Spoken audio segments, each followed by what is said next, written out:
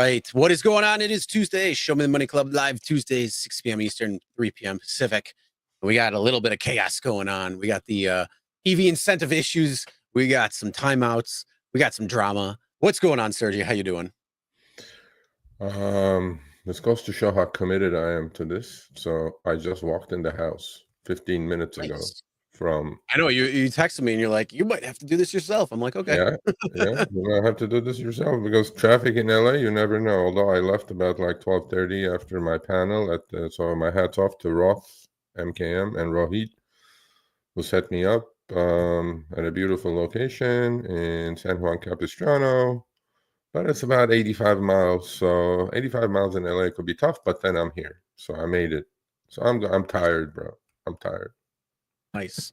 Well, glad you made it. Because we got a jam-packed show for you. So let's go right into what we're going to be talking about. We are going to be talking about how dashcam IDs an accused hit and run driver.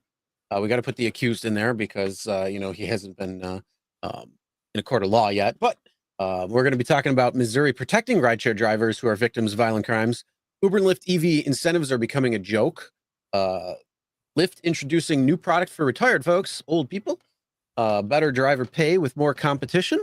Dun, dun, dun. And obviously with less competition, which, that just kind of hit about a couple hours ago. So we're going to be talking about that there. We're also going to be talking about how can Lyft continue to put drivers into timeouts? What's going on with that? Union that signs neutrality agreement with Uber. Drivers aren't happy. Ex-Uber CEO thinks Uber screwed up on something. Are Waymos above the law? Facts, feel good stories. Then we're going to do our super chat shout outs and question answers. And also we're going to end on our driver's corner.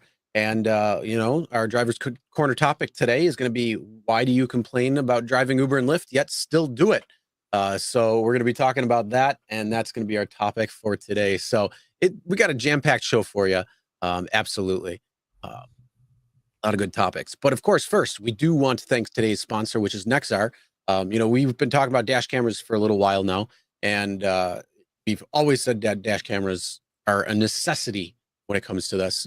So it's clear why rideshare drivers like us need a dash camera, but what's a good dash camera for rideshare drivers? Well, you got your basic dash cams to record, and it's going to be on a memory card, and really that's about it. And then you've got dash cams that are actually built for rideshare drivers like you. Enter Nexar. And so here's what makes it different. Nexar offers both road-facing and cabin-facing cameras to capture everything that matters.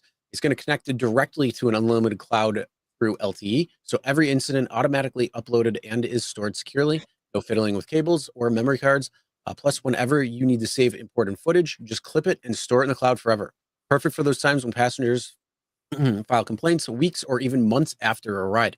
Nexar is constantly evolving with new AI features and updates that help protect rideshare drivers. They get what you need because they work directly with drivers like us. Right now, Nexar has a special offer for the Rideshare Guy listeners. Head over to Nexar. Link is going to be in the description below, and you use RSG Nexar to save $10 on your Nexar camera. Again, the link is going to be in the description, and the code is RSG Nexar, Nexar. So if you're a rideshare driver, you probably know you need a dash cam, but don't get any dash cam. Get the dash cam that's made for rideshare drivers. Yes, sir. So funny enough, I used Lyft twice when I was down there. One driver had a dash cam, the other one did not. Dun, dun, dun. And I said, do you drive full time? He goes, yeah. And I go, and oddly enough, they both knew me. And I was like, wow, okay. And one, in fact, got out and gave me a hug after the trip ended. I was like, okay, cool. And long story short, one didn't have it. And I told him about it. And hopefully he will be going to the Nexar website and purchasing a dash cam. That's the best thing to do. I mean, look, you don't know what's out there, and it's just so much more helpful, especially if there's an accident, if there's, an issue that arises, whatever it might be. So you and I have done this for a while. A lot of people who are watching have done it for a while. You definitely get that feeling when you know something weird is going to happen. And so, you just want to have that extra peace of mind, extra, backup. So it's definitely something that's good, and it's definitely something that's recommended. And Nexar takes it to a different level compared to, Van True or some of these other cameras that are out there. You know, I've had Van True, and then Nexar shipped me a camera, and it's awesome. It's pretty cool, especially with the cloud. I can do the live footage, so I can just see it. It alerts me when the recording is starting. So if it starts moving and I'm not in the car, I can be like, "What's going on?" So that's kind of cool right there. And then yeah, it's just nice overall. So They sent me definitely one. They sent me one camera. too. Like they sent me one too. Like you. I haven't Mhm. installed it yet. I've been running around with a lot of other things, but before I do my next trip, definitely gonna install it. Regardless if it's delivery or rideshare, gotta have it, man. Gotta have it.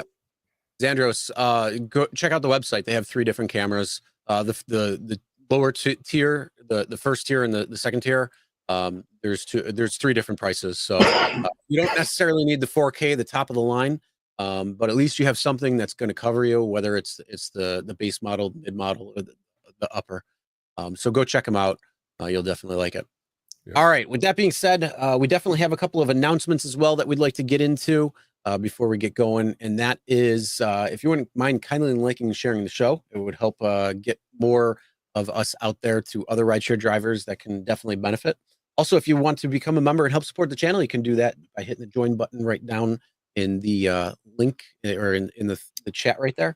Also, if you speak Spanish or know somebody who does, Rideshare Guy is in Espanol. So if you come across somebody who's Spanish, you know, Facebook groups, whatever it might be, tell them about RSG in Espanol.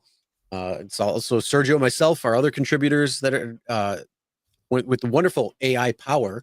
You are able to not have a Godzilla effect anymore. You actually have Spanish speaking, and it looks like we're actually speaking the words as it's coming out. So it's pretty wild how crazy AI is getting. And then also, if you want more in-depth content from the Rideshare Guy, or to get notified of new specials when YouTube doesn't give you notifications, make sure you sign up for the free RSG newsletter. There's a lot of great things, whether Sergio's doing it, whether it's the weekend wrap up, whatever it might be, plus of our other contributors contributing within that. So make sure you check that out because there's just more resources that are available for you. And some of these aren't necessarily videos. So you're going to get more information, more breakdown, a lot of things that we might not be able to get into when it comes to videos. So definitely check it out. And of course, behind the wheel, Sergio. Yeah, behind the wheel. Well, we may not have one for this week because I've been chasing this driver who approached me actually after this. She was the grandma who got beat up by 4 thugs in Chicago. And now she's playing hard to get. So, but besides that, look, these are your chances to get your, opinion across, get your voice out. Thousands of views happen on these, and there is no retaliation, by the way. A lot of people go, I'm nervous, what if Uber retaliates? It hasn't happened. We've done, I don't know, 100 whatever of them or more. It's your chance. It's not, scripted. It's a fireside chat. You show up, I show up, we Zoom, we record, we put it out. We don't edit, we don't change anything you say, we don't cut anything you say. If you have a compelling, interesting story, please email me, Sergio at therideshareguy.com. You could be a veteran, you could be a newbie, you could be whatever. You could be full-time, part-time, doesn't matter. As long as your story is reasonably compelling, we're going to talk, we're going to have a chat, and we're going to put it on the channel. Because I think all these are good lessons for other people, newbies and veterans alike, to learn from. And so far, we had good luck. But this week, we may have a blank, Chris, because she hasn't come back yet. But I do understand she just got beat up. Her face is all swollen, whatever. Oof. But I just wanted to put her on, not because she got beat up. It happens daily now. But it's just to tell her story and how dangerous rideshare driving could be. So we'll see. We'll see what happens. Jesus says he would do it. Okay, Jesus, email me. Sergio at therideshareguy.com. And in fact, Either way, we can record it tonight. Well, either way, yeah, behind the wheel is I love that series. I think it's great because everybody's got a story, everybody's got a why, what they're doing, the reasons for. Everybody's kind of got their way of doing it as well. They have different tips and things when it comes to what's going on. We all have our stories, and it's nice to see what people are doing And then obviously, the more veteran driver you are, the longer you've been driving, you have a lot more insight onto some of the shenanigans when it comes to Uber and Lyft, how to avoid some of the things versus somebody who's new. So people who are watching it. It's real nice to see a lot of things. There's a lot of great people who have come on, and we appreciate everybody who did. But yeah, if you got your story, there's what 120 something people in right now watching on YouTube, and more on Facebook and X and wherever else we're streaming to. So yeah, if you got a story, share it. Absolutely. And so Jesus, Sergio at the rideshareguy.com. Come on down. You're on the Price is Right. No, but yeah, email me and we'll set it up and we'll record it. If we can do it tomorrow, and we'll put it up on Thursday because we don't have one coming up. But Believe yeah, that we've been, but that's okay. I mean, I understand if she's not doing well, yeah, health comes first. yeah, and then there was a comment. Somebody said if it's a lawsuit, her lawyer may not want her to do interviews. So True. that's reasonable. That's reasonable. Okay. Yeah, you definitely gotta play it so you don't give any ammo out, Yeah. or you give anything that you might be doing out. Yeah, I agree. We'll see. All right, cool. All right. Well, let's move into our first topic of the night, and we're going to be talking about dash cams yet again. We're going to be talking though about how it actually ID'd an accused hit and run driver. Yeah, I mean, if this driver didn't have a dash cam, and this driver was not involved in the accident, Chris, this driver just riding with another passenger, he just watched it happen, and Mhm. the driver committed a hit and run, all caught on dash cam. And he turned it over to the police, and the suspect was arrested. And don't just think of dash cam that is going to obviously protect you. It's for your own safety and for your rider's safety, obviously. But you are going to catch a lot going on outside your car that Mhm. it's almost like your civic duty. I mean, you're not being a snitch. Somebody's committing a crime. Hey, man, you know, that's your proof. And what is that driver that says on the Nexar video? Picture is worth 1,000 words, video is worth 1,000,000 words, right? Yep. Well, there you go. And so yeah, have an inward and outward facing dash cam, obviously, and Mhm. report what you see.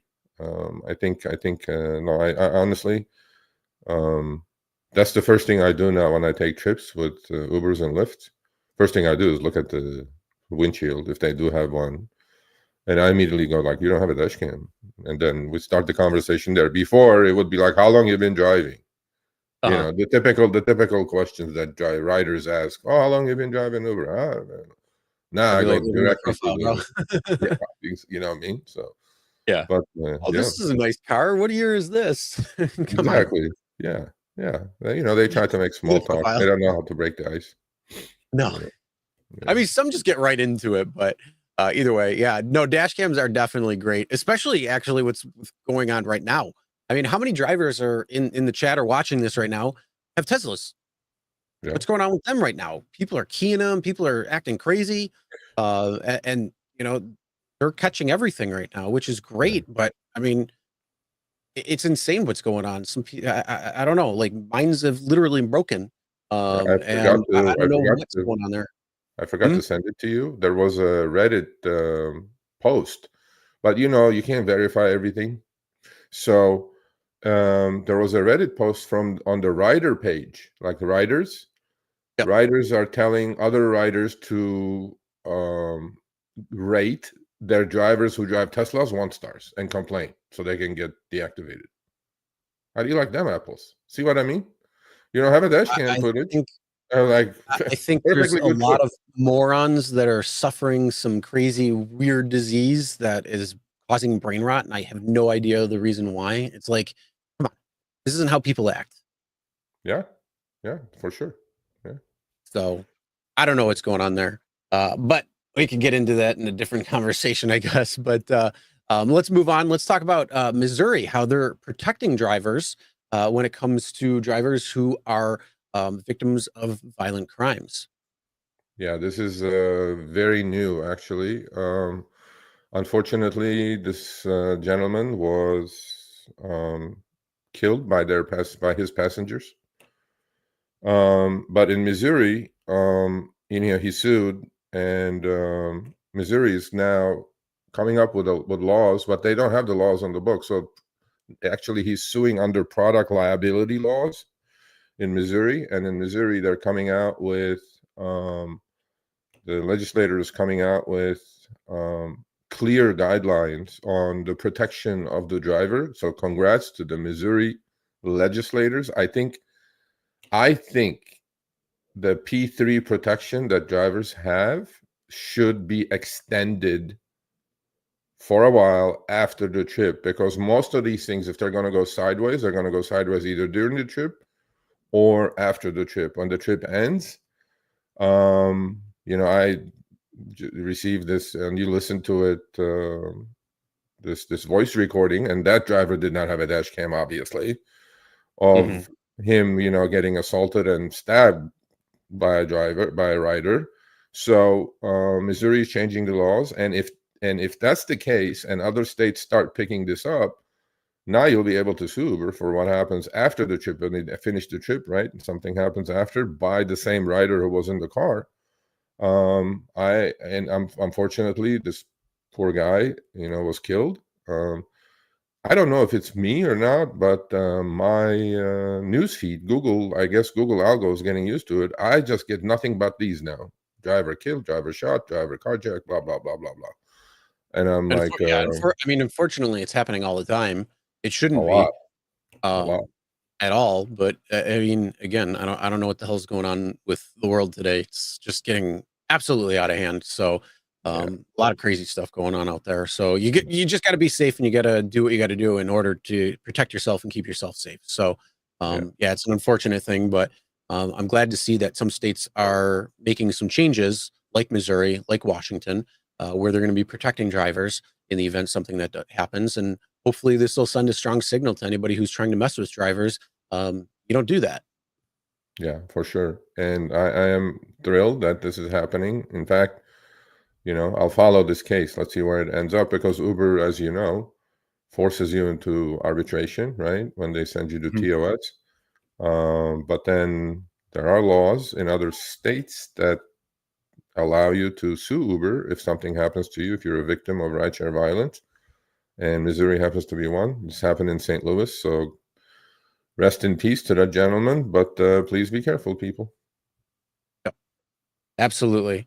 All right, let's move on. Let's talk about the EV incentives. Speaking of Tesla, and how cars are going electric, and how Uber and Lyft's push to getting drivers to EVs by 2030. Oh, that got pushed to 2040, and probably going to be pushed off again. But their EV incentives are truly becoming a true joke at this point. This is typical Uber, typical Lyft. Too good to be true. Initially it was $1 per trip. We busted them on that, got drivers a bunch of money because they were shaving it. Well, before upfront fares, it absolutely was $1 a trip extra, because it was built in. There was no algorithm that could just say, oh, well, we're going to take off 80 cents on the base fare and then just pay out 80 cents or something along that line. So they did have a couple of changes. So yeah, at the beginning it was, and then you're right, they definitely screwed it up. After that, they kept it at 4,000. Then it was 1,000 per quarter when it came to Uber. Then and you couldn't go anything more. And so if you got an EV at let's say the 6-month mark, let's say August 1st or January or July 1st or whatever, you could potentially have given 4,000 rides or even more, but they capped it, and you could only get 2,000 for each quarter. So that was a problem. And then they changed it again, where you give 200 rides and you get a $210 bonus on Uber. And then, now they're changing it yet again. Well, how's the trend? You see what I'm saying? The trend is not your friend when you have an EV, right? I think so. Both companies. So the one on the left is from Florida. It says $210 for 200 eligible trips is going to $150. Okay, so that's getting cut. Woohoo! 75 cents. Now, the Woohoo. second one on the right is from LA. So 210 is being kept at 210. Woohoo. And then the third one is from But Massachusetts. it's only going through November 3rd. Yeah, So remember that. yeah. They're going to change it again. Oh, yeah. And the third one is from our, good friend, Matt. His just went up. What? It actually went up? He did. He went to No. 250 from 200. How is that possible? Yeah. How is that possible? Uber Yeah. doesn't put things up and drive. But this is even this in this one, algorithmic discrimination right here. So Yeah. in Massachusetts, it goes from 200 to 250. In Florida, it goes from 200 to 150. And in LA, it stays the same. So those are the three drivers, right? So to me, if you're driving an EV, if you're pushing EVs, if you want to electrify your, fleet, you should be consistent as opposed to, oh, well, in Massachusetts, we pay more. But then the reason they're paying more in Massachusetts, Chris, is because they have the minimum wage, right? And this EV credit, by the way, goes towards that. Oh, there it is. You know what there I mean? it is. So they found a way. They found a way where they're like, oh, we don't have to cap you then. Yeah. But Yeah. here's the thing: you could just drive a Toyota Corolla or a Honda Accord hybrid and still get great gas mileage. And then that money that they're trying to skim off the top because of the minimum wage. Hey, you don't have to worry about that 250 because you're just going to absorb that no matter what. Yeah. And here's a good comment right here. Look at this one. Pittsburgh dropped to 150 as well. There you go. You have gone from 4,000 7-month car payment, which was what you initially said, to 1,800 now. There you go. See? That's what they do. And then Lyft now is sending EV bonuses week to week now, just like a ride challenge. See what I mean? That's from a driver in San Francisco. So this one, but then they will probably give this and then replace it and then take away the ride challenges, right? So there's always a catch with these things. So for the EV bonus credit for 25 trips, okay, it comes to $1.50-ish a trip, but they're now it's week to week on Lyft. There's no more 100 trips or 50 trips for $200 or whatever it was, 50 trips for 150 or 150. It's all changing all over the place. So Lyft is going to send you guys week to week now. If you and they'll probably do it. They probably have it written in the algo that if you do the 25, they'll send it to you again next week. But if you don't do the 25, they're not going to send it to you. It's all about cutting corners, trying to make more for themselves. Or in other words, they're just going to absorb it into something else, and you're going to absorb the costs. Like in the case of Matt here, when you live in Boston and have that minimum wage, where it's going to go towards it. The other thing that kind of sucked too is, for the drivers who are driving part-time, whether they're the weekend warriors, whether they're just doing it here and there, when it came to Uber giving out that $1 per ride, it was $1 per ride. So it didn't matter if you were giving, 5 rides a week that resulted in $5, or if you were given 150 rides a week, it didn't matter. This one, you have to hit 200 rides. At least on Uber. It's not a lot. Look, to be honest with you, it's not a lot. But I mean, for a weekend warrior, they're likely not going to hit that. For a part-timer, they're likely not going to hit that. Yeah, probably. But see, Matt agrees. Matt's confirming. Lyft dropped Massachusetts EV bonus from 100 for 50 trips to 55 for 50 trips. Now there's $45 in it. See, you know what? Here's the thing. How do you adjust that? Your whole goal is to try to. You can't. If you bought an EV. If you bought an EV just to do this, there you go. But that's what I'm saying is, like, you're basically saying, hey, we want our fleets to be electrified, or we want hit a certain goal by a certain time frame in order to do this, and yet they're like, oh well, one, they're expensive, more expensive than ICE counterpart for the most part. I mean, they have come down over time, but when somebody's looking at it, the charge time versus going and filling up a gas tank is a completely different experience. And there's a lot of things that are built behind it that are preventing people from making that switch. When you show people the money, it's definitely going to be something that's going to be much more incentivized to be able to do that. But now you're just playing this game where it's like, oh yeah, we're going to give you a little bit here, a little bit there. The problem is they're playing it just like the challenges, as you said. Yeah. The issue with that is challenges are based on historic supply and demand at certain times. So they're going to say, oh, we expect X amount of drivers to be on the road. If there's not enough drivers to cover that for the demand, we have to put out more bonuses. It's just basic supply and demand. So how do you have something where it's EV, where it's like, we want our drivers to convert into getting EVs, and you make all these switches from $1 a ride with no cap all the way down to $150 for 200 rides every 30 days. That's going to change at November. Yeah. Or Lyft's weekly, which is going to be in this case $40 extra for 25 rides. Like, how does that work? That's not going to incentivize anybody to go and get an EV at that point. There's no point. Well, they have their data, Unless I'm you want sure. I mean, look, that money. Okay, so in, let's say, Matt's case in Lyft in Boston, Massachusetts, you went from 50 trips for $100 to $55 for $100. That's $45 less a week you're getting times 4. It's $180. That's $2,500 a year. Where is that money going? It's going to Lyft bottom line. That's it. Yeah. Yeah. So, but if you want your cars electric, people, Uber and Lyft specifically. See, this is the same thing, man. Honestly, this industry is so tiring, Chris, because the same thing.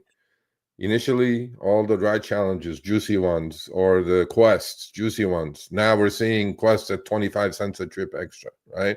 The trend of these incentives for drivers is not the driver's friend. And same thing is happening on the EV side now. It goes like downtrend, I call it. Downtrend. There you go. Yep. As Chris put in the chats, bait and switch. More than a bait and switch. I mean, I think you should not be depending on anything other than your base fare when it comes to rideshare and your surge if you're a good surge sniper. Because all the other stuff, including the platforms, including what platform your car belongs to, EV bonuses, all these other things, they're all just not in your control. They can do whatever the heck they want. Tomorrow they can get rid of it. Yep. And it looks like they might. So November, unfortunately for those who bought their EVs because you were getting $1 a ride extra and making some good little bank there, that's kind of gonna stop a little bit. So it's definitely something where if you haven't made the switch over, you likely won't.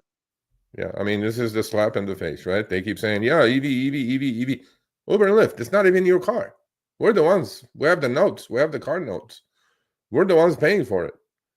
There's no consistency. Now, how are you going to convince other drivers to go buy EVs and help your fleets to convert to, electric? Who's going to do that? If you play this game, who's going to do that for you? Nobody's going to do that. Anyway, so. Yep. All right. Well, let's move on. Let's talk about Lyft introducing something new for retired folks. For me. 7 more years, baby. 7 more years. If you're getting the senior special at Denny's and they're going to give you a ride there, I'm all for it. 7 more years. If Elon lets Social Security, by itself, I bet you the Social Security won't be there when I retire. Lyft is launching something called Lyft Silver, and I like this idea. And I think most pleasant riders I've had in the past have been elderly, and they do tip too. They tip. You know what I mean? But some are like a-holes. That's the usual one.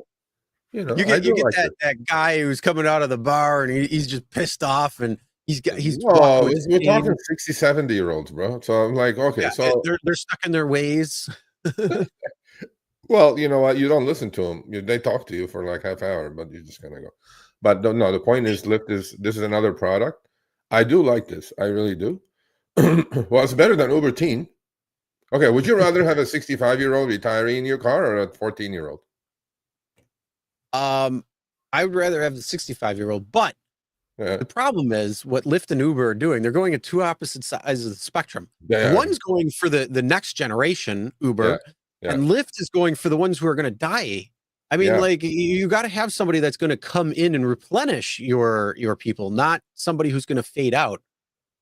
Yeah, no, I get that, but Lyft is, I mean, Uber is having a lot of trouble with their Uber Teen idea, number one. Mhm. But then now we have cash chips. I mean, I can't wait until I get some reports on these cash chips, bro. You know what I mean? Because the drivers that are already in 2 cities, Cincinnati, Ohio, and what was the other one? Anyway, we talked about it last week. Let's see how this works. But I'm pretty sure if they watched us, they're going to opt out. So I don't know how I'm going to get my information on these cash Well, chips. hey, our poll said about a quarter of people will take cash trips. Yeah. 3/4 won't. So if you're in that city and you want to do cash chips, if you do a few, please send me how the process worked for you. So, but going back to not the only story, that, but it makes for great behind the wheel.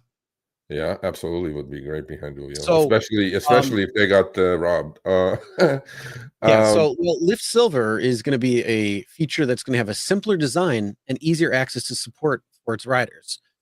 Yeah. So, I mean, that's good, but I mean, is it the same thing as the Go Parent or whatever the hell it is? Yeah, that's that. I Which thought annoys about everybody. that. Or the medical trips, most medical trips are ordered by third parties. But then we'll see. We'll see what kind of segment or we'll see what kind of increase in their gross bookings they're going to get by doing Lyft Silver. Lyft has done interesting things, to be honest with you. The surge capping and all that stuff. So they're trying, man. They're trying to get some business from Uber, which is tough. And so on that sense, let me just put that out, get it over with, please. So as you all know, I was in Tampa, Florida a couple of months ago, and we launched InDrive. So sad news. Another one bites the dust.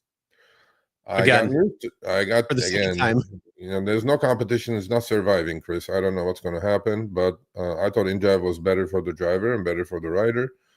As of today, InDrive is pulling out of the United States, not just Miami and Florida, and everything has been put on hold at the moment. They're pulling out of the United States as a market. The reason for that is commercial insurance rates. They said if they stayed, they had to raise the commissions, which was at 10% fixed on the driver end, to close to 40%. Yeah, and their insurance rates have skyrocketed. Commercial insurance rates as that they have to provide as a TNC, period 1, 2, and 3. So goodbye InDrive. Sad to see him go because I thought they would be decent competition for Uber and Lyft, but another one bites the dust, and it's tough. Oh. Now we're wait for what we're going to talk about. Well, they say, I mean, less competition, not great.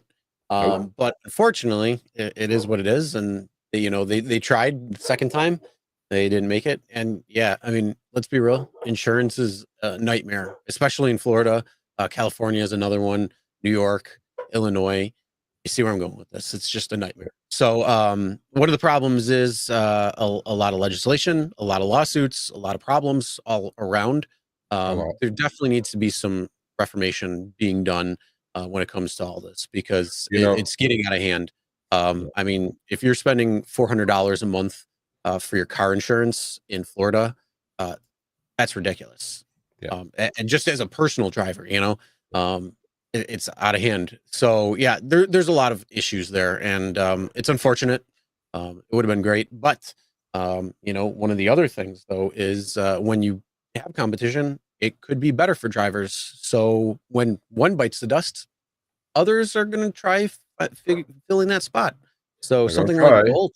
We talked about Bolt coming to Canada last week. So yeah, they're going to be getting their rideshare rival, and they're a bigger company as well too. So that means they have the pockets. They're going into Canada, and they do have a presence already in Europe, Africa, Latin America. And is Canada just kind of the first to try to come into the US after that? North America, yeah. I mean, look, Bolt is an established company, like at the places like you just mentioned. Young guy, actually, Marcus. So let's try to get him on. Let's try to have a conversation with him, talk about their expansion plans, hopefully. So the information, he plans to compete against his larger rivals by operating leaner and paying drivers more. Nothing would please me more than that, Marcus. While Uber and Lyft have a take rate of up to 35%, well, after expenses, Marcus, Bolt keeps 15 to 20%, so drivers can keep as much as 85% of the fares. Now, that is not a factual statement, Marcus, but we will ask you that if you do decide to show up. The number that you mentioned, 35%, is after expenses. What is Bolt's insurance situation going to be? Look, you have to have a TNC license in the United States to operate. That's the Transport Network company. Okay. And in order for that to do that, the law asks these companies to provide with commercial insurance rates. Before I forget, Chris, so I took a 2 hour and 10-minute drive from my house, Granada Hills, to San Juan Capistrano, and I took one back.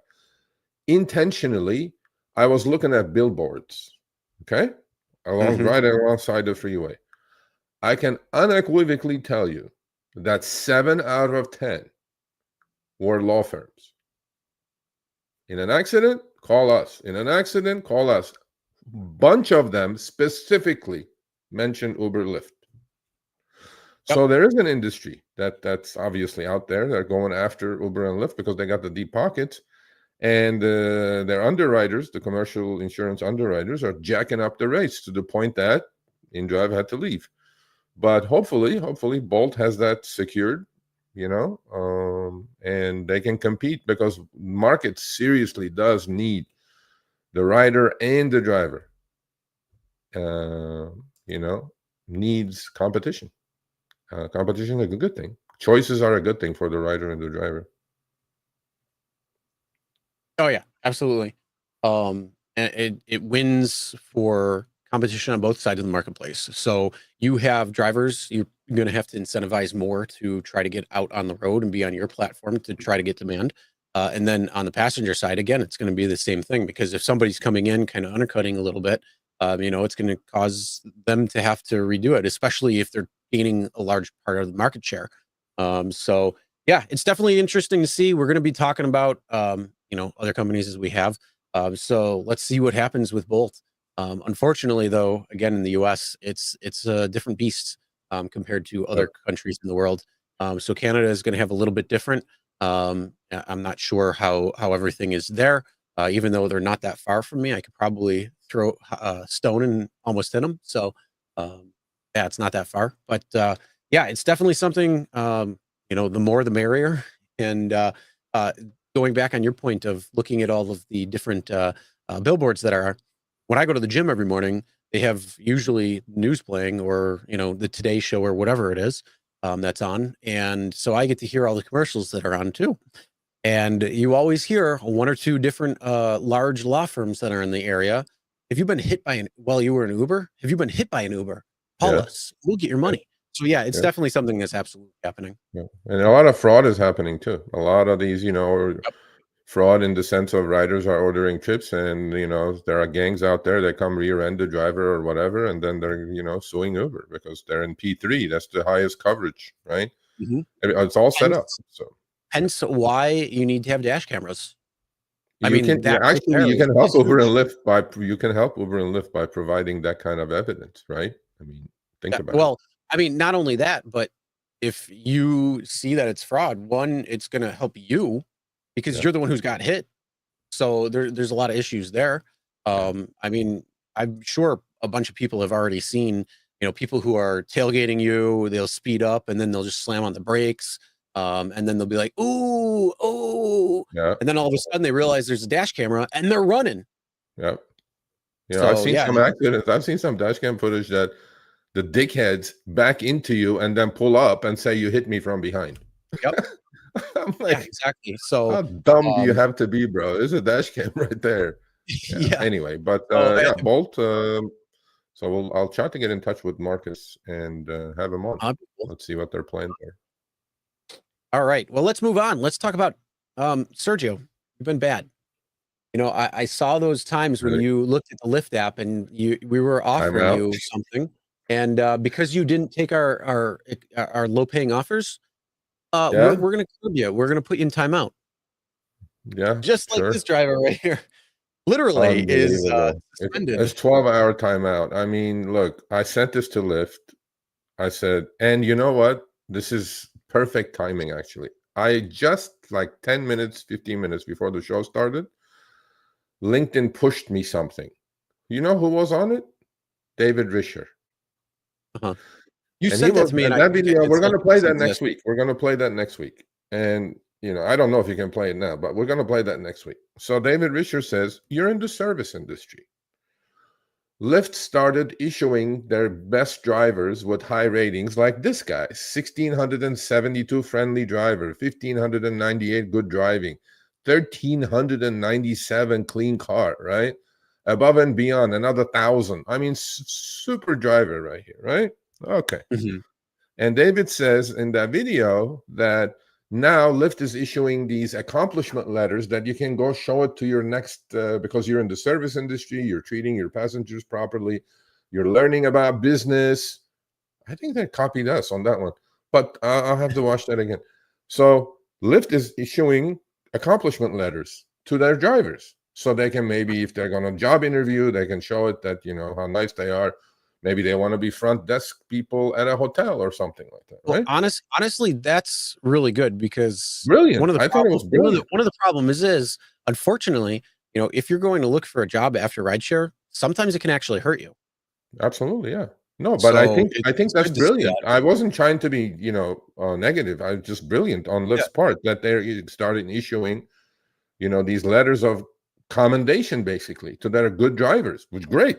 Well, if this driver is not a good driver, I don't know what driver is a good driver. But then Lyft turns around and says, and I specifically asked this driver, and I sent this case to Lyft, to the person that I deal with who deals with these. Mhm. And I said, should I keep sending these to you? Because nothing seems like it's changing. Nothing is working. Because I remember sending her this multiple times over the last Mhm. couple of years. And it Yep. doesn't look like it's changing. And I asked the driver, why did they put you in a timeout? Like a little, elementary school child. He says it's about cancellation because he's multi-apping, right? Both apps Mhm. on, accepts the Lyft chip. Uber pings him with something better.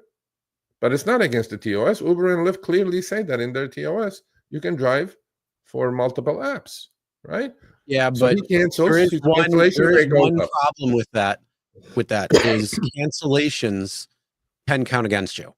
Of course. So Well, that's part of the problem. Yes, you should have the ability though to say, "Hey, I'll take this ride," but then cancel. But when it comes to that, unfortunately, I might have to back the companies when they say that because they actually say in the TOS like acceptance rate doesn't matter. You can drive for both apps, you can do whatever you want, you can be online both times. But if you accept a ride, we expect you to take it. So, I mean, well, I get they that. are not on. Just He's not one, on it, right? He has you're accepted it. the whole thing is you say, "Hey, you made a contract with me for this ride. You didn't honor this."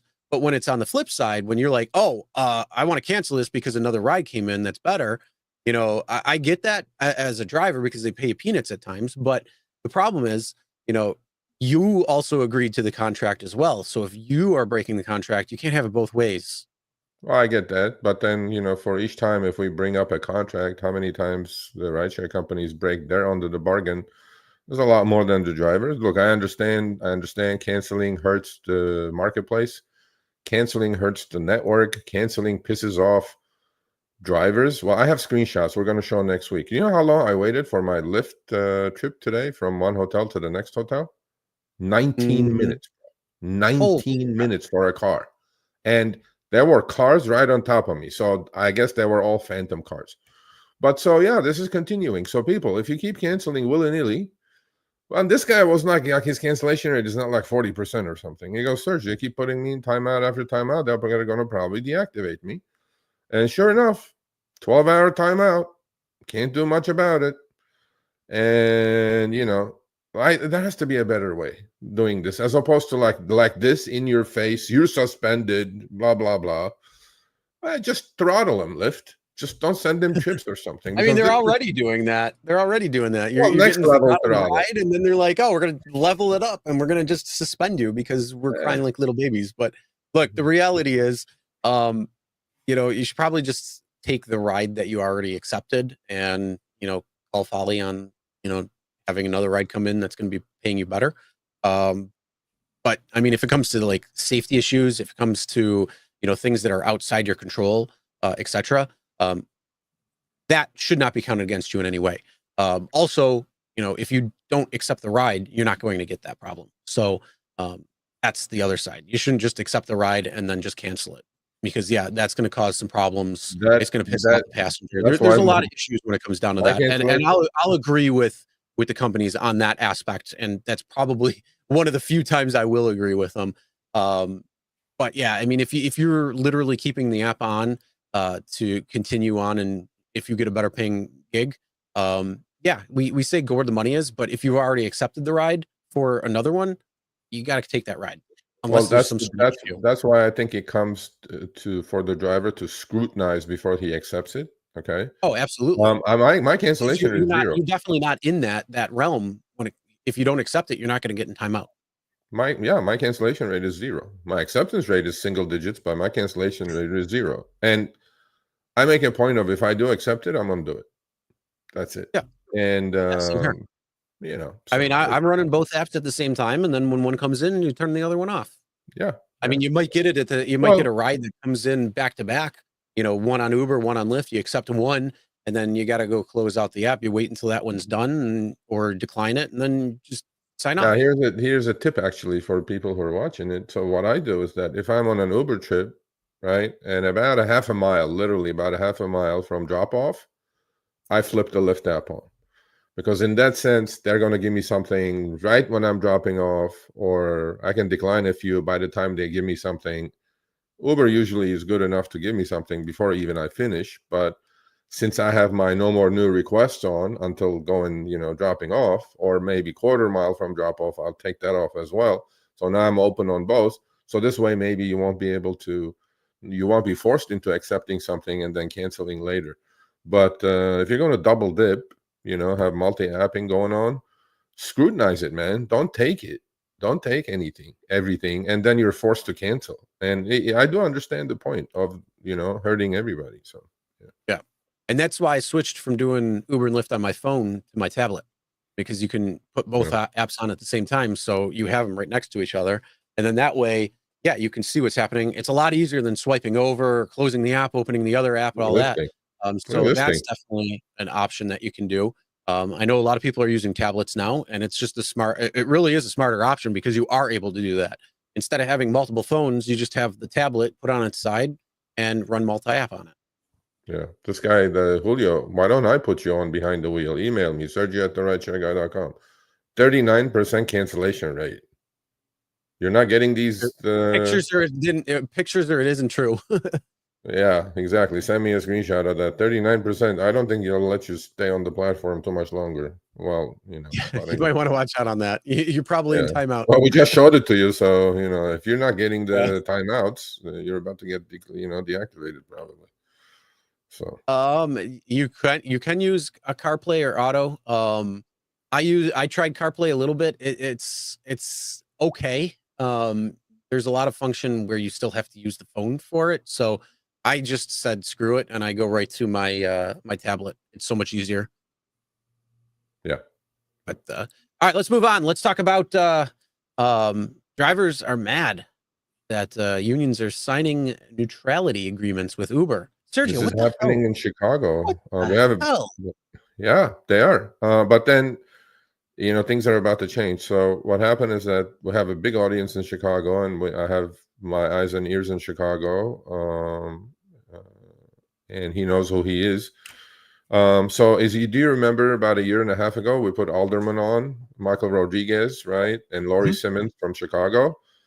So that ordinance is about to come, which is like right on time, right? The minimum wage, anti-deactivation protection, and all these things, right? Well, lo and behold, an architects union said, we'll represent the drivers. I'm going like, what did I know about rideshare? So what they do is they go do a backdoor deal with Uber and Lyft, sign a neutrality agreement that the deal creates another path to better pay and benefits outside the Laurie Simmons and Michael Rodriguez's plan ordinance, but it gives Uber the right for which what they want for the drivers to stay independent contractors. Although Laurie Simmons and Michael Rodriguez's ordinance is the same thing. It gives Uber, the benefit of drivers staying independent contractors. And however, there's their minimum wage proposals, their protections for unjust deactivations and things like that are a lot better than this union's. So now another union walks in and says, no, not so fast. Drivers should be able to choose what union they want them to be represented by. And now there is this going on, but then this kind of is interesting that unions are getting involved on behalf of drivers, which is much appreciated. Thank you. But at least you should know the business a little bit before you jump in and sign deals behind the back of the driver groups who have been working for a year and a half on these deals. According to my contacts in Chicago from the drivers, what I hear, this group that just signed this deal has zero clue about how rideshare works. Zero. They go like, we don't want to be represented by these people. But they signed a deal. A little backdoor All action. I know is it's already been, a year and a half, and it's only going to get longer. So the drivers are just going to get screwed even more because it's going to take even longer.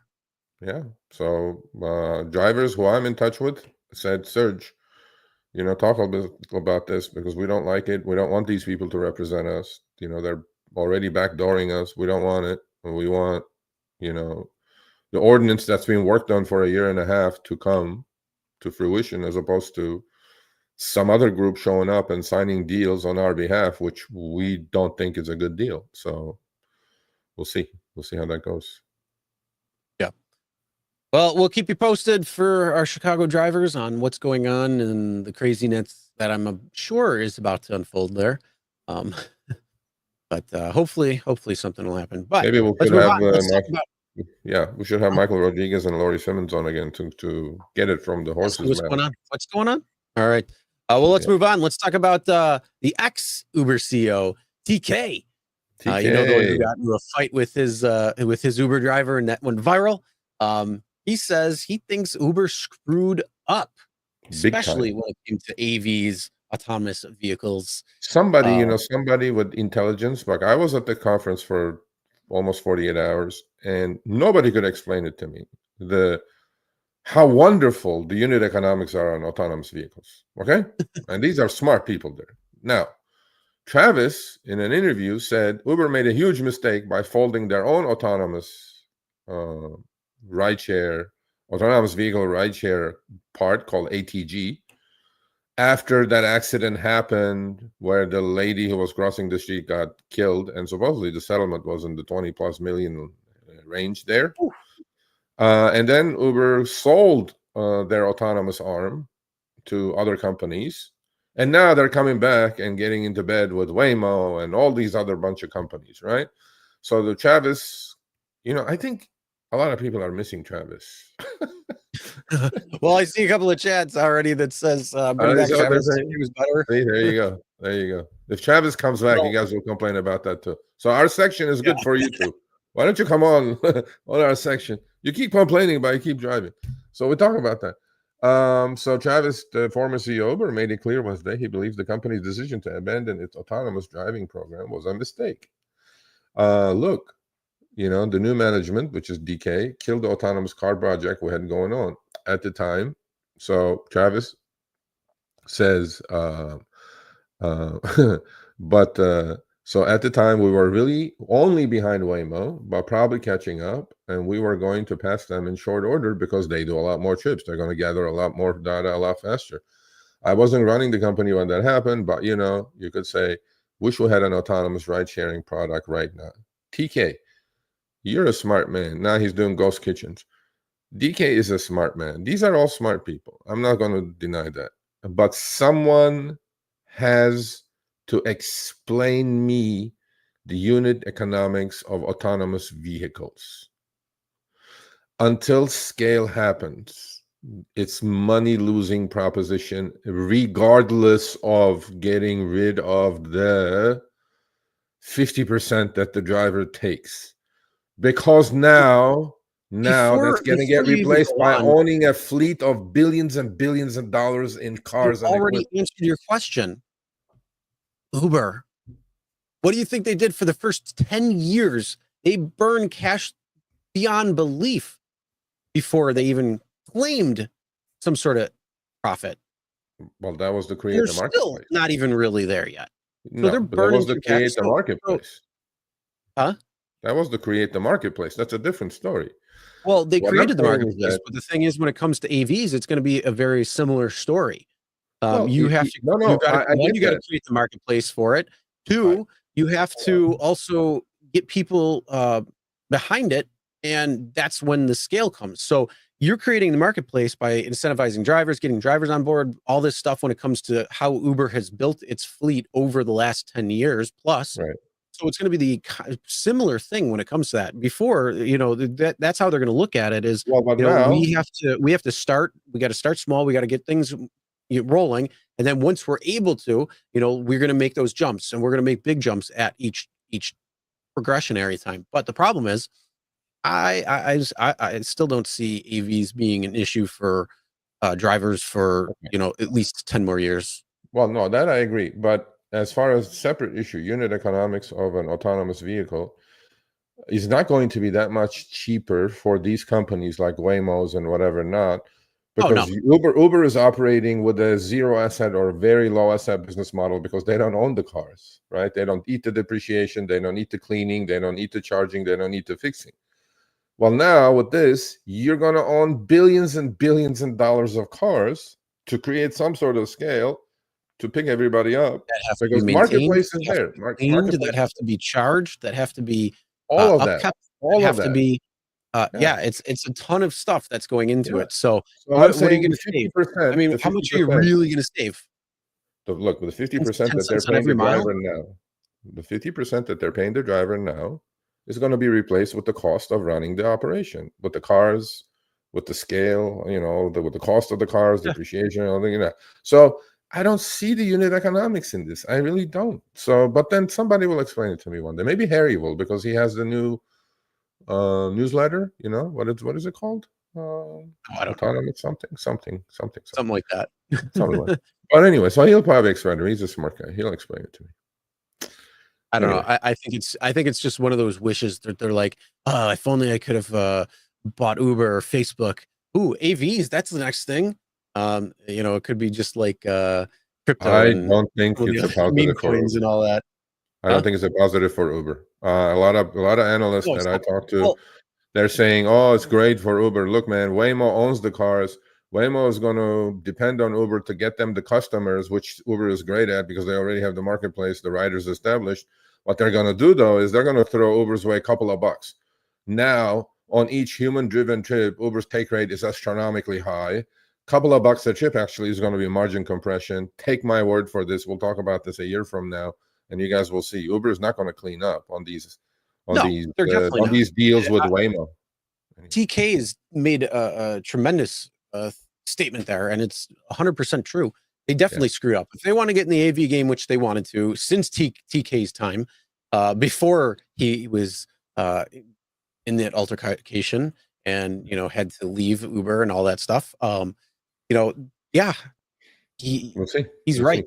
I mean, Yeah. they screwed it, and the problem is Uber needs an AV or wants an AV, and what Waymo does too. They need the systems in place that Uber has until they don't need them anymore, and then once they get going, they're gonna fly past them like nobody's business. So who needs who more? Does Waymo need Uber more, or Uber needs Waymo more?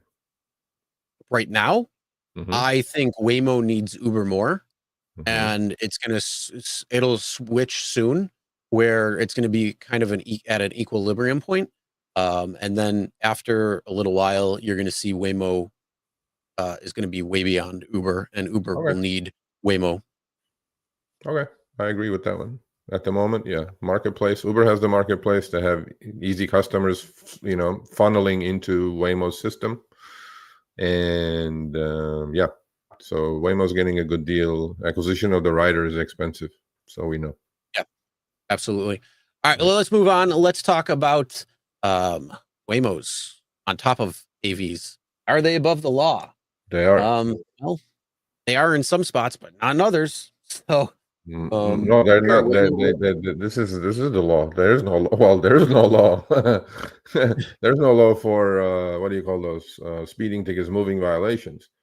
So, according to data, in a year or so, Waymo robotaxis racked up 65,000 in California parking tickets. Yeah, because that's what actual drivers go through, double, triple park to pick people up at a bar because they caught a surge and they get a traffic ticket. I mean, parking ticket, right? Or they have to park at a bus stop because riders are used to getting picked up where the pin is at, wherever they want. With Waymos, although they don't pick you up wherever, obviously they're parking at some places that are illegal, and they collected the tickets. So Waymo's autonomous taxis are struggling to follow parking restrictions. Yeah, welcome to our world, Waymo. What do you think we do? Huh? And we have to pay for that. That goes off, our bottom line. So they were hit with 589 parking tickets in 2024, incurring more than 65,000 in fines. The robotaxis routinely violate parking rules by staying in restricted areas such as loading and street cleaning zones. Yeah, welcome to our world, Waymo. According to the data, they also collected 75 parking tickets in Los Angeles. Los Angeles, they just started. But the important point is in this, I think it's on the next screenshot if I sent it to you, right here. Parking tickets may be one of the only ways to find robotaxis in California, at least for now.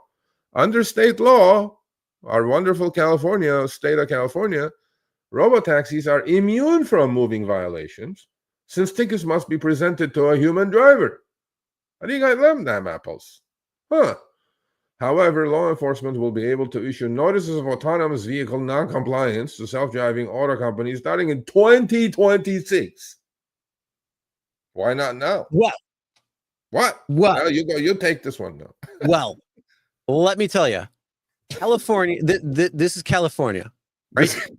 California will get their MFN money, no doubt about it. They will find the way to get the money. So if they're saying, "Hey, these parking tickets cost just San Francisco $65,000, and LA probably going to be more. Let's be real; it's the largest city.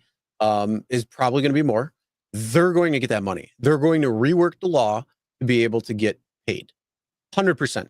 So that means right now they may enjoy that luxury, but if there's some sort of problem where they're having moving violations, officers can't ticket somebody who's not a human driver, they're going to change that. They're going to change it to a car, to a vehicle, to a person, or an autonomous vehicle. They will change the law. Why wouldn't they change the law? They want their money.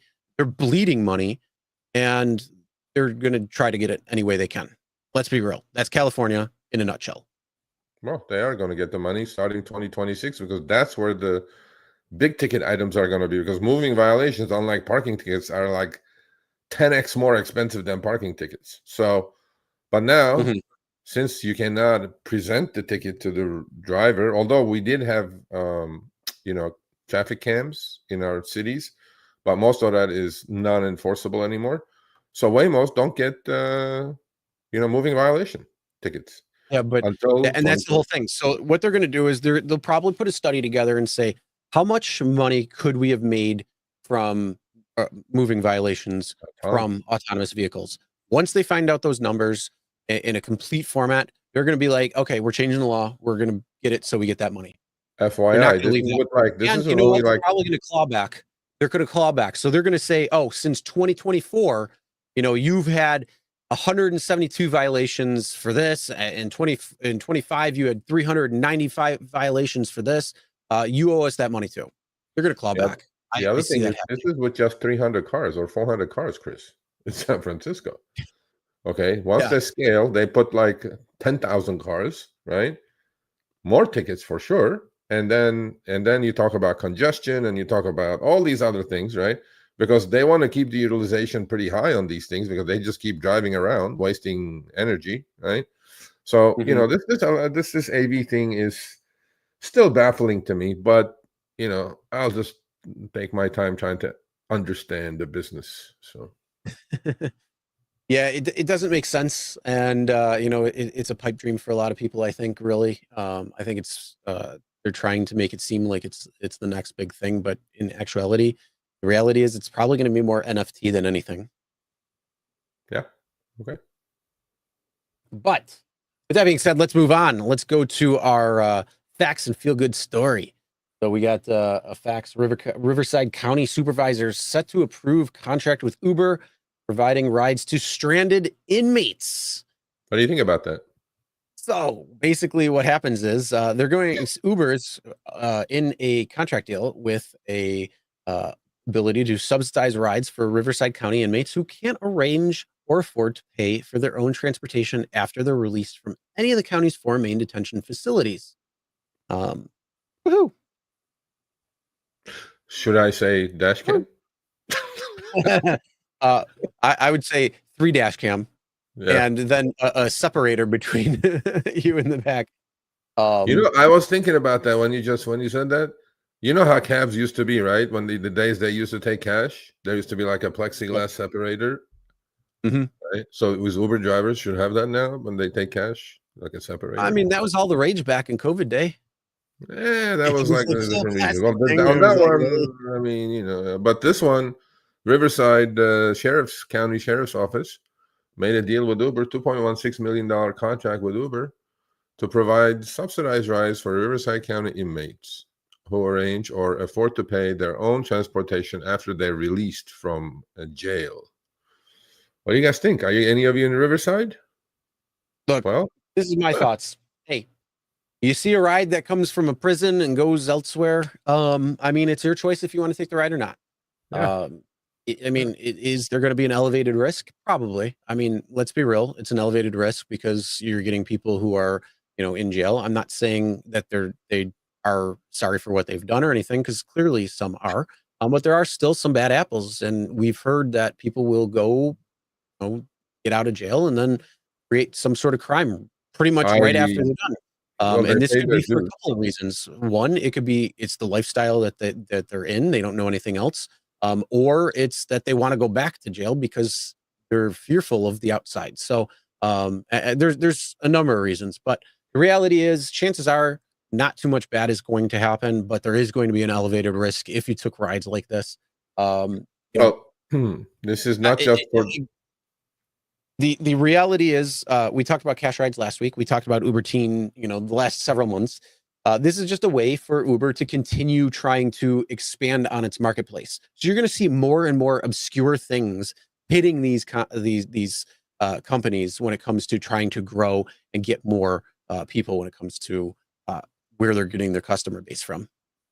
Yeah, and this does not specify if these are the people who are being released after they served their time and paid their dues to society, or they could have gotten in for a DUI or some other arrest and get bonded out, and then now they're going home. They're pissed off as it is, and now they're going to get a new car. So we don't know the specifics, but it probably in both cases, just like when I do receive a hospital pickup, I usually decline.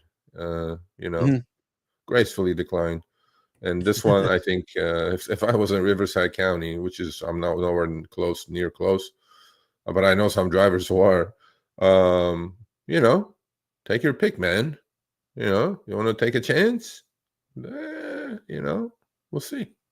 We'll see how it I goes. mean, I doubt it's going to be any more elevated risk than going into certain neighborhoods at certain times of the day, or Yeah, in this case, night, or picking up people who are drunk. I mean, yeah. those risks are just as elevated. So, um, I mean, like I say, I don't know. I think it's people are trying to go for the shock value on this or something maybe, but reality is there going to be an elevated risk? Yes. Is Yes. it going to be a lot? No. No. So, I But mean, will it take it's some really work? gonna be up to you what you wanna do. and how you want to drive. And if this ride comes to you from here, it's your choice if you want to take it or not. And just always be aware and always be aware of your surroundings and what's going on, and go from there. Yeah, I agree. I mean, And yeah, app no tip for sure. I mean, unfortunately, but yeah. Well, because this is Let's probably going to be third party. It's probably trip is going to be ordered by the sheriff's department, just like no tip on those car dealership trips that I do once in a while. Because the dealership is ordering the chips, or some of those medical chips. I mean, all these things are no tip chips, pretty much. Yeah. So you got to definitely know what's going on. All right. With that being said, let's move on to our feel-good story. Mother meets Uber driver who helped save the son's life after a medical emergency. So so this guy got in the car. He's still in the hospital. The gentleman who had the aneurysm. What happened is that I was following the story. It's quite interesting. But then the Uber driver came forward, and they met, and that's the video of it. But so this guy gets in his car. Luckily for the patient or the rider, the driver's name is Vir. I'm assuming he's some Russian or whatever, but he was an ex EMT. So towards the end of the drive, I heard him make some noise, kind of turned back and looked at him and noticed he was sweating and had difficult time breathing. That's when I asked him, "Are you okay?" Zvir said 911 operator told them to perform CPR immediately. It turns out Zvir worked as an EMT over 10 years ago, and the training kicked in immediately. And this guy, it was his first trip after not driving Uber for like 10 months. He just came back, and it was his first trip, bro. And I was like, talk about meant to be, right? Meant to be, and meant karma to be, or something like that. Meant to be for both, right? Because if this guy doesn't know how to do CPR, that guy's dead in the back seat. I think I was doing CPR for 68 minutes until I started hearing the sirens, which is the best siren, the best noise you can hear when you're in an emergency. And this guy's still in the hospital. He's not in a coma. He's been in the hospital for about 8-9 days now.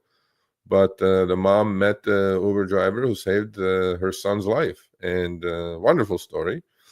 But again, risks come many different shapes or sizes, forms. We're not equipped to deal with stuff like this. We're just driving people around. And this is my concern, by the way, with medical trips, right? This could happen. They're probably released early anyway for reasons that we know, cutbacks or whatever. Some shit like this happens. Man, I'd freak out. I don't know what to do. I'm just like, I know how to do CPR, but that may kill somebody if CPR is not properly done. So I go I'm just not equipped to handle this. I'm just equipped to drive you point A to point B. I think most people are like that, where they don't have the training or anything. So, comes to the question, how are you going to act in a face of adversity like that? So, you don't want to do something wrong, because then it's going to come back on you. You want to make sure everything is as safe as it can be. But it's definitely an unfortunate circumstance. But at least that person, luckily, first ride in how long? And was that like 3 years, 4 years? So, it's one of those things that it was like lucky, and just so happened to be that, because the reality is the majority do not have that training and probably would not be able to help the person situation like that. So besides dialing 911. So it was a really good story to hear, and hopefully people will enjoy that. Hopefully he got a good tip from the mom, a good cash tip. I don't know, but either way, I'm sure she's very grateful with everything. So that's good, and the family is still able to see each other and not have to visit at a grave or something. So great job there. All right, let's move on. Before we get into our shout outs and QAs and going over your comments, if you'd like to come on Driver's Corner, we're going to put the link into the chat now. And if you'd like, come on. Our topic for today is, why are people complaining but still driving for Uber and Lyft? Great topic, great conversation, and I'd love to hear what people have to say. So if you want to come on, we're going to take a few people, 3 people max, what you're going to say. And yeah, we'll come on in. With that being said, let's go to a couple of our comments. And that first, Will, thank you for being a member for 11 months. Not sure if you heard, but Tesla Y won't be eligible for black. Yes, I saw that. So yeah, they're getting rid of them on the black platform for the Ys. So unfortunately, you can go until that time of the year and make your decision on that point afterwards. That's Yeah, another thing, right? They're just out of the blue. They're changing the rules again, just like the EV thing we talked about. You don't know, man. You're not in control. You just go roll with the punches. Unfortunately, yeah. So don't make decisions based on that criteria. Make decisions that's based on your criteria. Yep, for sure. All right. AIM says, is the video which gets uploaded to the cloud accessible only to the driver owner? Yeah, you get it. So, it's your account. You open up the app. So if you have something, you can look at all of your driving data. You can look at all of your clips, anything that you clipped. So yeah, it's all right there. Rich K says, of course, the guys that got a free cameras will push Nexar. First off, it was thankful to them. We weren't even expecting that. We had him on, a couple weeks ago, and he emailed us saying, "Hey, it was awesome to have you guys on. We'd love to give you a camera." So we're like, "Thanks." I wasn't expecting it either. I was surprised as much as anybody else. Yeah. And we do our job, man. Our job is already with them. So, that was just a little extra on the cake, which was awesome. So we appreciate that. I take it. I'm not gonna say no. I'm actually gonna get the rear camera because you can get the rear camera for it too. Because I want something going out the back. See, I like my 3-channel. That goes to the comment. I'm sure he was being facetious a little bit too, but it's just being short-sighted. We've been not pushing on the next 2 questions. You guys will see, not pushing, but mentioning, because it's the number 1 safety tool you have to have a dash cam. I don't care what kind of dash cam. You can buy one for a $9.99 on Temu, and then it's not going to work. My point is, have a dash cam. That was our point. Nexar is Nexar. He's our sponsor. We know the product, we review the product, we test the product, we like the product, and then we're going to talk about it.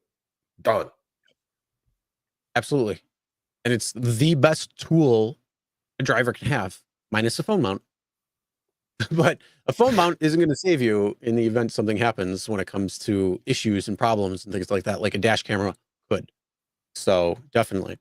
Yeah. All right, let's move on. Let's talk. Steph got the Nexar Pro cabin road camera on sale for $150. There you go. So for whoever asked the price earlier, that's what it is. Plus, if you put the code in, I don't know if that's with the code or not. So either way, great camera for that. Oh my God! Hold on a second. Hold on. There's my driver. There's my driver from today, from Marriott to the Inn. Hey, what's up, buddy? That's the one. I got out, gave him a hug. That's my driver, Lyft driver in San Juan Capistrano. Thumbs up. Great driver. Awesome car. My ex Santa Fe hybrid. Perfect drivers. Fucking perfect car, bro. Good leg room. Of course, I tipped him, by the way. So, good. But that's all right. Let's go. Kimberly Ashley. Every time I sign up for the Boost thing, I get one ride, and the dang computer takes me out of the area and never lets me back in without rejecting. Do you not have upfront fares? There's tricks for that. You got to know the tricks.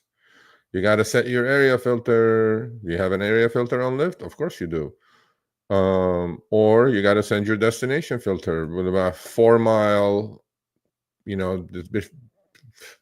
pick up and drop off 4 miles. And it's just going to keep feeding you short trips with that boost in that area. And number 3, decline. You see where you're going. You have upfront fares, hopefully. Yeah, if you don't have front fares, well, you got to do that. That's area filter. But that's when you play with the algo. That's when you set it up. Yep. All right. Daniel says, how are the companies going to meet EV mandates like states in New York, California, if they keep cutting back and they're not? And the reality is, states are going to have to push back either because it's not going to happen. So that's just a pipe dream in the state standpoint. So let me squeeze this in. Which camera that you recommended? Nexar. Go to getnexar.com and put RSG Nexar at exit Yeah, to get more of there's a three discount. different cameras, all different tiers. You definitely want the interior, exterior if you are, which is the middle tier and the top tier. If you are doing rideshare, if you're doing food delivery only, you can go with the forward facing. If you're just a driver, if you own a business, if you have fleet, whatever, get the front facing camera, and then that way you're good there. Mike Smith, does that mean drivers will need to install grab rails on their cars? Talking about the what you call it one. See? Not Possible. everybody is complaining. I like it. But Uber has been great in Vegas. The $400 a day is back only 7 hours. Surges are great. Yeah, I got to tell you, go my area, same thing. I've been sending you a couple, but Buffalo has been surging like crazy at different times of the day. I mean, Friday at 1:30. That's not usually what happens. Wednesday at midday. Yeah, so it's actually been hitting pretty good. Well, we're not there yet. Hopefully, hoping to get there. Yep. All right. Mike says, I don't understand. 6 months they were promoting display ride dash cam. Okay. Well, we have a sponsorship with Nexar. We still like display ride. Display ride's a great camera as well. Still an affiliate. Still an affiliate. So yeah, I mean, full transparency there. They're still there, and great camera as well too. Yep.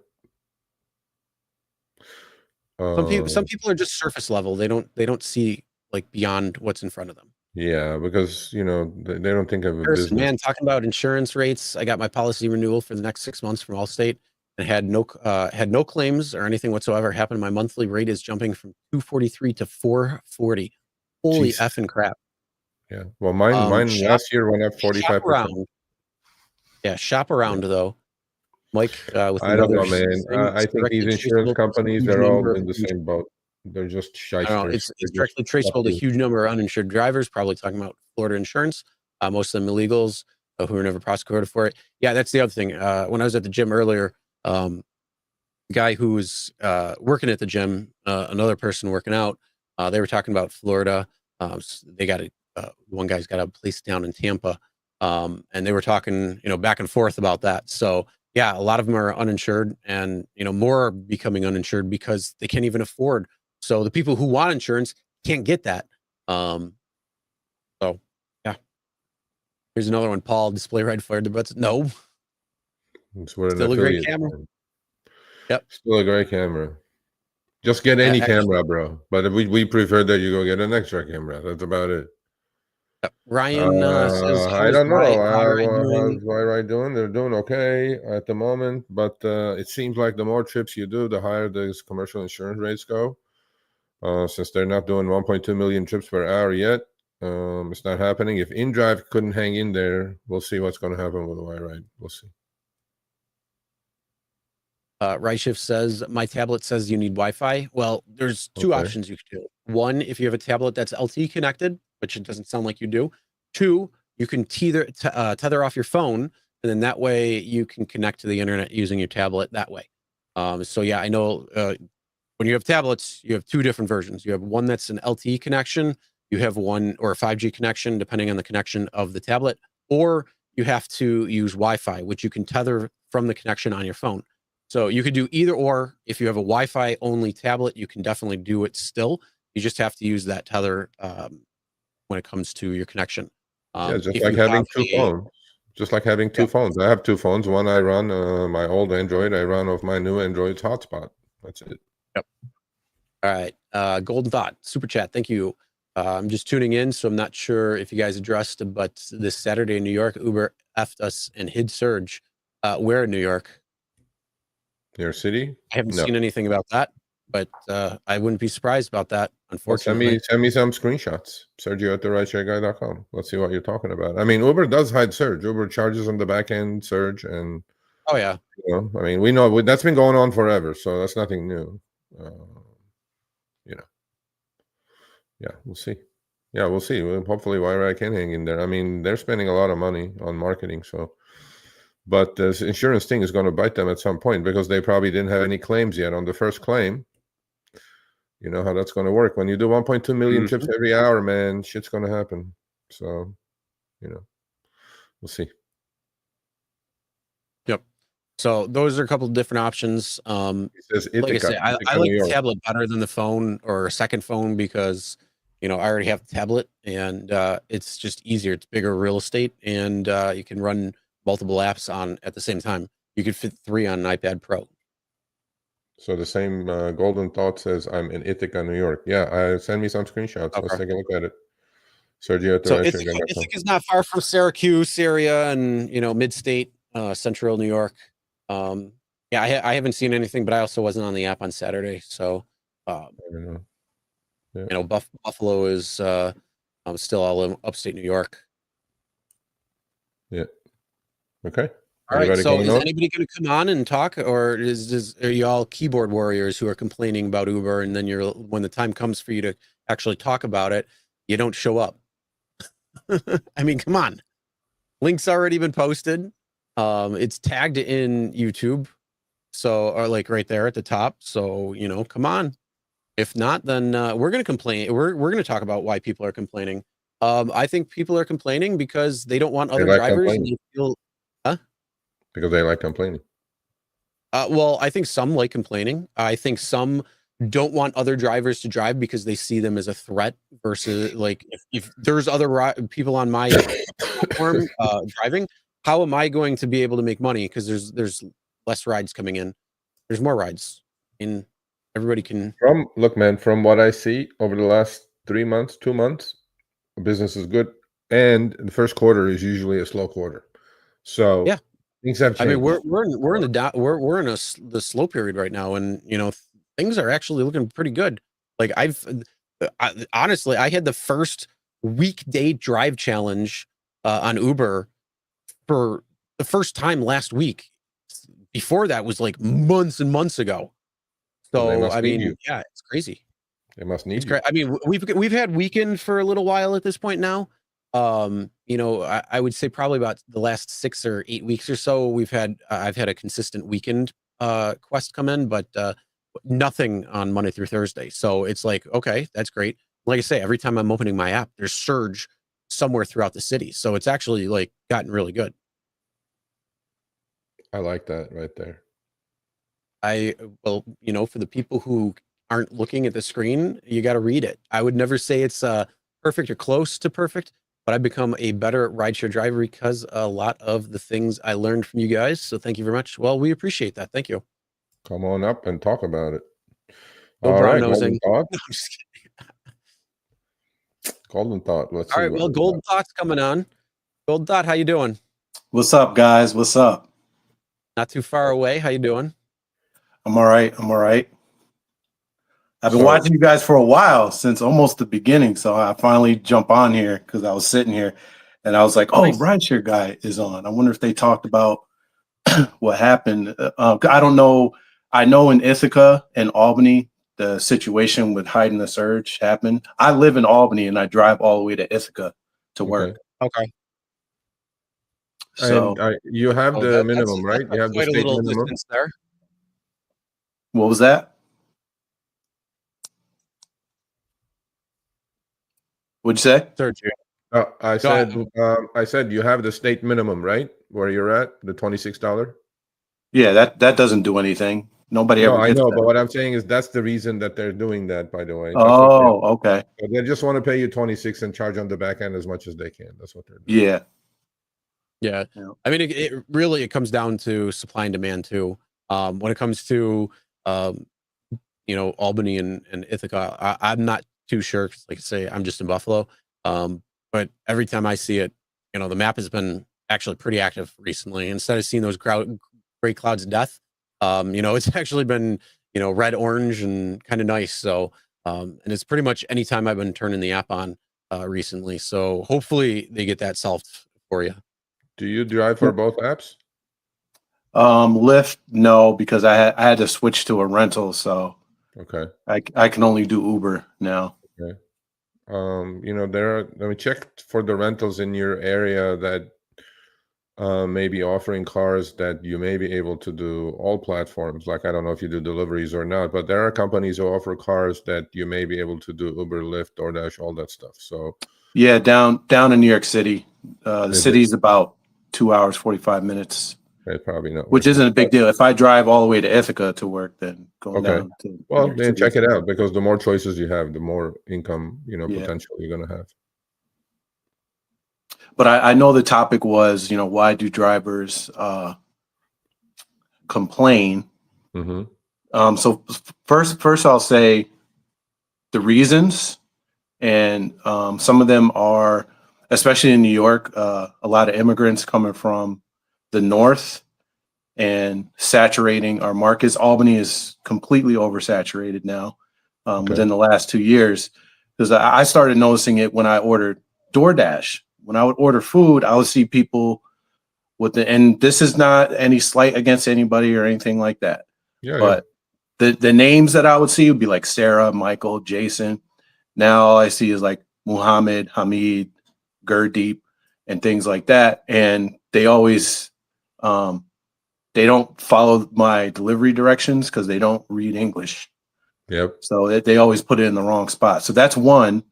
Another reason is that all the things Uber has been doing in the past couple of years with lowering pay, messing with surge. Now they're subtracting surge from the rides. So when it's surging here, I'm seeing the rides come in at the same price they would when it's not surging.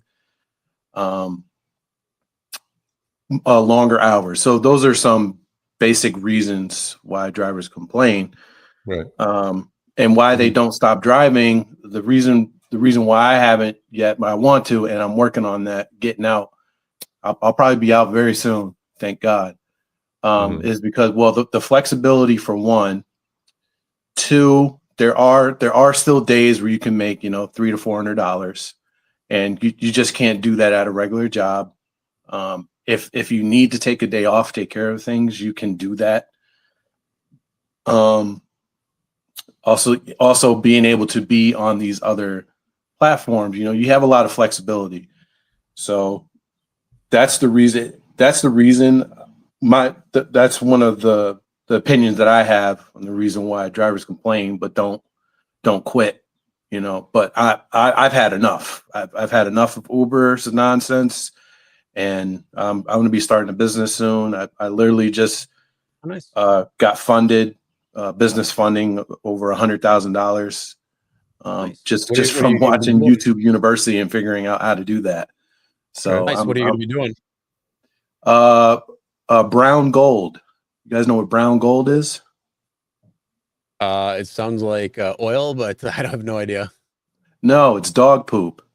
Yeah. Okay. I heard about that. Yeah. I'll be cleaning up people's dog poop, and I already have clients already, and it's literally like it can be a multi-million-dollar business. It's crazy. Is there an app for that? No, that's definitely somebody will create some type of gig work off of it, but I'm pretty sure they will. Probably. Well, how long you been driving? I've been driving for 4 years. Yeah, I think you had your share. Yeah. Yeah. I'm driving right now. I'm driving I got a Chevy Malibu. Pretty good. I like the Chevy Malibu. Okay. All right. Well, I hope you stay safe. I hope you get everything you want in life, because this is not a career. We always say it, right? But I still think it beats a regular job. It does. And that's why people aren't quitting, because the hassle of a regular job, and if you're a few minutes late and you having to answer to somebody, people don't want to have to answer to anyone. I think that's the main reason. Well, you do answer to a certain degree. You're answering. So that one of our viewers put this comment up. Now that he said it here, Uber will add dog poop cleaning to its app. Yeah, but how many people are going to carry a freaking scoop, a shovel, and things to Leave it to sanitize? Uber, bro. Leave it to Uber. They'll add it to the app now. Oh, you look, drivers, we have a new deal for you. Oh, by the way, real quick before I go. Yeah. Here in Albany, a gentleman reached out to me back in like August, and so he had like a bunch of taxi phone numbers, and then he created an app for it. So he reached out to me because I was very vocal in the groups, and he thought I'd be a good person to help him kind of build it out, which we kind of did. It was called Ride New York, and Okay. and it was mostly cash. We accepted mostly cash. It was basically like taxi on an app. Now, my experience with that was mostly good, but I know you guys talked about. I saw there was a video. I don't think I watched it about having to worry about rob. So I was able to bring on like 100 drivers just within a couple months, but a couple of the drivers got robbed. More than a few drivers got stiffed on pay. I never did because I don't play around. You got to pay me up front, buddy. If you're going from Albany to Schenectady, you're not staying in the city. You got to pay me up front. I don't play games with people, especially late at night. Like I'm not. You're getting out of my car if you're acting up. I don't see anything good that can come out of cash chips, honestly. But it did. It was going well for a little bit, but he just didn't have the cash flow to keep it going, unfortunately. So yeah, it's tough. Look, man, the transportation business is a tough business. Cab business is a tough business. It seriously has been, and it's proven out. Even with the best technology and billions of dollars, it's not an easy business to be in on the company's end, and it's not a business to be in on the driver end. So yeah. But well, thank you for coming on, man. I much appreciate it. No problem. Thanks, guys. Be safe out there. Bye-bye. All right. So nobody else has come on, but thanks, Golden Thought, for coming on and sharing your thoughts when it comes to that. Yeah. We learned something new. Brown. All right. Oh, there you go. Anything else, Serge? Oh, yeah. Wait, actually, before. Hey, for all the LA drivers that are out there and LA area and Southern California, if you are looking to meet up with Sergio and myself come next month, this is going to be Friday, April 11th in downtown LA. I'm going to be flying out there. We're going to be hanging out. We're going to be at Curbivore. So if you want to get your tickets, links in the description. You can get your tickets there, get it for a nice discount. And yeah, you'll be able to see us. We'll hang out. Yes, I forgot. Thanks for reminding me. April 11th, Friday, 8 a.m. to 5 p.m., 6 p.m. Free food, free drinks. Not only you meet us, but we're going to create a driver's panel. We may do some live streams.